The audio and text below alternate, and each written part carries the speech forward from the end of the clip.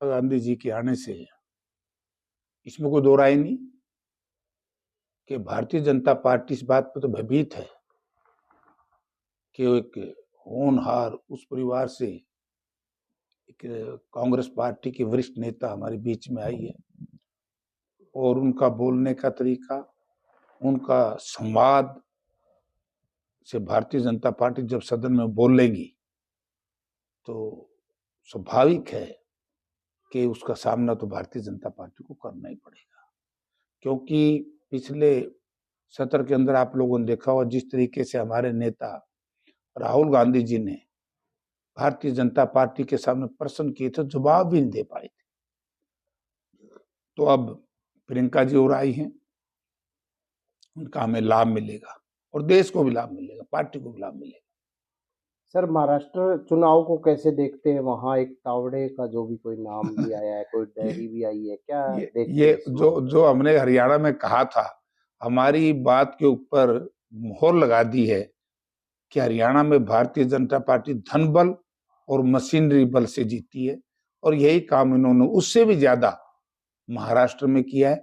आप ये देखिए, 48 में से 32 लोकसभा सीट जीती गठबंधन ने, हमारे गठबंधन ने, उनके नहीं, वो तो हारे बुरी तरीके से।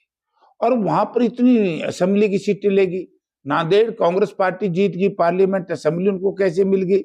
ये एक बड़ा सोचने का विषय है। देश की जनता को ने भी इस बात पर सोचना पड़ेगा। ये भारतीय जनता पार्टी के लोग बड़ी बेशर्मी से इस तरह का बयान करेंगे कि फिर ये ईवीएम को दोषी ठहराएंगे, धनबल की बात कहेंगे।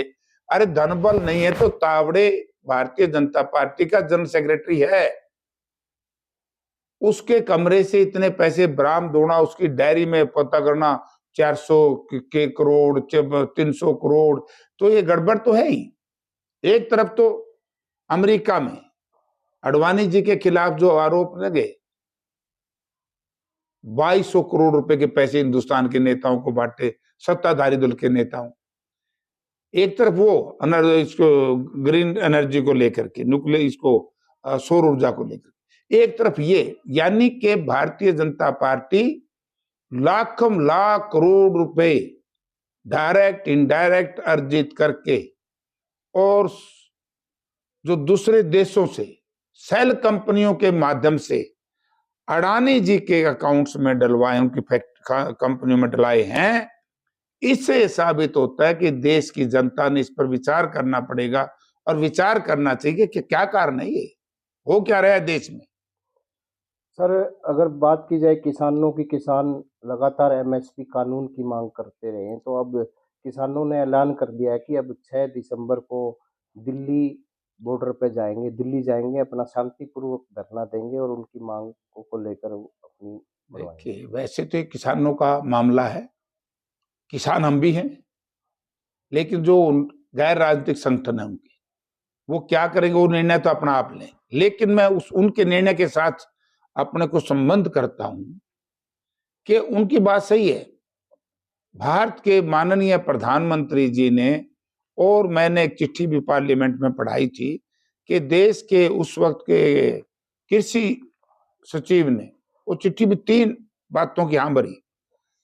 एमएसपी को कानून की गारंटी, हरियाणा और उत्तर प्रदेश के जो किसानों के बकाया पैसे थे वो, और तीसरा कर्जा माफी।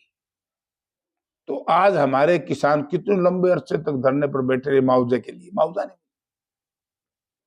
ऋण माफ नहीं हुआ, एमएसपी की कानून की गारंटी नहीं दी, तो बताओ किसान क्या करेगा? जिस सरकार के ऊपर जनता का विश्वास उठ गया और धनबल के बलबूते पर वो सत्ता में रहना चाहे, मैं नहीं समझता कि प्रजातंत्र में धन बल का मुकाबला जनबल से होगा। डीएपी खाद को लेकर आज भी कमी है। अगर मंडी में जाते हैं तो वहाँ बोर्ड नजर आते हैं कि खाद नहीं मिल रही, तो क्या कहेंगे? आपने भी मुद्दा आप यही देखिए कितनी संवेदनहीनता है इस सरकार में। यहाँ के लोग मुख्यमंत्री से लेकर के मंत्री तक कहते हैं खाद डीएपी की कमी नहीं है। डीएपी की कमी नहीं तो बताओ फिर कहाँ है? मैंने मॉनिटरिंग कमेटी की मीटिंग में कृषि अधिकारियों से प्रश्न पूछा था, उन्होंने कहा कि हमारे पास अभी खाद नहीं। पूरे हरियाणा प्रदेश में एक जिले का डिप्टी डायरेक्टर एग्रीकल्चर, ये बता दो कि वहां पर खाद है तो मान जाए, माफी मांगेंगे सरकार से, वरना सरकार जनता को गुमराह मत करे, ये जनता सब देख रही है। सर अगर बात की जाए, अगर एक किसानों की जो अगर धान के जो रेट है उसको लेकर भी किसान नाराज है। यहां भी धोखा हुआ है। मुख्यमंत्री जी ने 3100 रुपए कहा था, और ये एक बहुत बड़ा घोटाला है।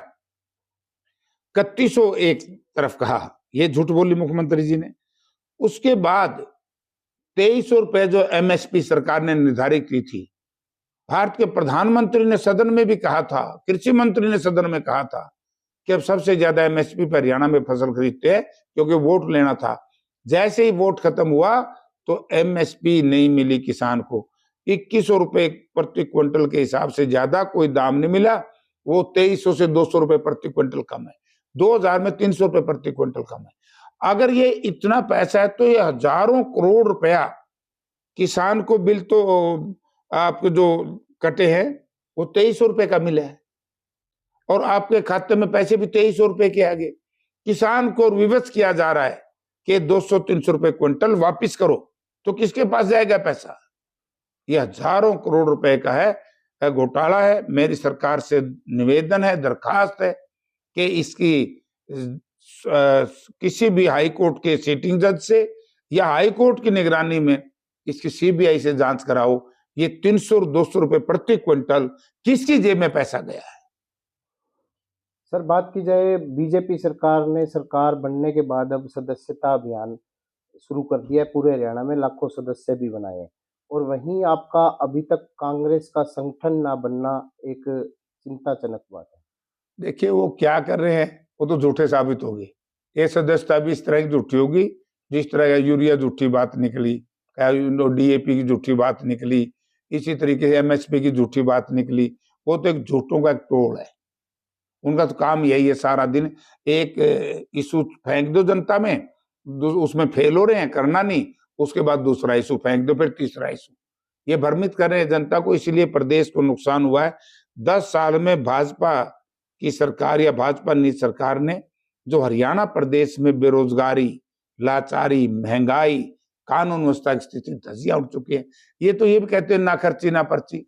आज ही मेरे पास एक ऐसा केस आया कि भारतीय जनता पार्टी के एक शीर्ष नेताओं में से एक नेता ने एक व्यक्ति से पैसे लिए और नौकरी नहीं लगवाई। तो इस तरह के केसेस क्यों आ रहे हैं? एचपीएससी के दफ्तर में पैसे क्यों पकड़े जा रहे हैं? एचपीएससी का दफ्तर कोई जीएसटी की कलेक्शन सेंटर है क्या, या इनकम टैक्स का कलेक्शन सेंटर है? वहां पैसा कहां से आया? क्यों नहीं उनके ऊपर एक्शन लिया? ये आपकी जो कौशल रोजगार निगम है, इसके शीर्ष अधिकारी गिरफ्तार हुए, वो किस इशू में गिर? नौकरी बिकती है तभी तो पैसे पकड़े जाते हैं।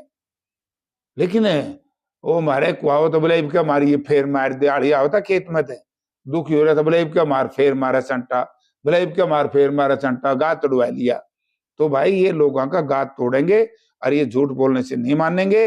इनका एक ही इलाज है, क्योंकि धन के बलबूते पर ये सत्ता हासिल की है। धन का मुकाबला आने वाले समय में जन के साथ होगा। सर विपक्ष के लोगों का ये कहना है कि जो इनका अभी तक प्रतिपक्ष का नेता भी नहीं चुने गए, आप कांग्रेस में आपस में गुटबाजी है, तो आपको लगता है कब तक प्रतिपक्ष के नेता चुने जाएंगे, कौन बेहतर हो सकते हैं? कांग्रेस में कोई गुटबाजी नहीं है। लोगों ने सब देख लिया है कि कौन नेता, मेरे कहने की दरकार नहीं है, किसके नेतृत्व में सब कुछ हुआ, चुनाव लड़ा गया, और कांग्रेस की कहां कमी रही, क्या कारण रहे, जनता सब जानती है। किसी से कोई अनभिज्ञ नहीं है। अब कुछ बात करना का कोई मैना नहीं है। हमारी पार्टी के विधायक मंडल ने अपनी अनुशंसा हमारी हाईकमांड को दे दी है। अब हाईकमांड फैसला कर देगी। आप ये बताइए कि विधायक दल का नेता तो 10 दिन पीछे भी चुना जाएगा, कोई खास बात नहीं है।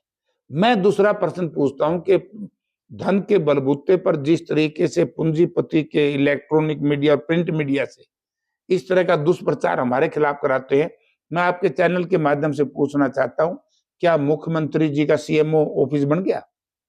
पीएस का फैसला हो गया? एपीएस का फैसला हो गया? क्या एडवोकेट जनरल का फैसला हो गया? जो दोनों बड़े महत्वपूर्ण पोस्टें हैं, उसी का फैसला पीएस नहीं बना सके अब तक ही।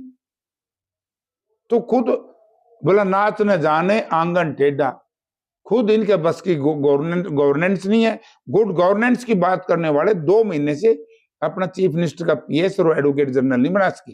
कहां से गुड गवर्नेंस होगा जब पीएस ही नहीं होगा सीएम के दफ्तर में? तो बताओ सीएम ऑफिस कैसे चलेगा भाई?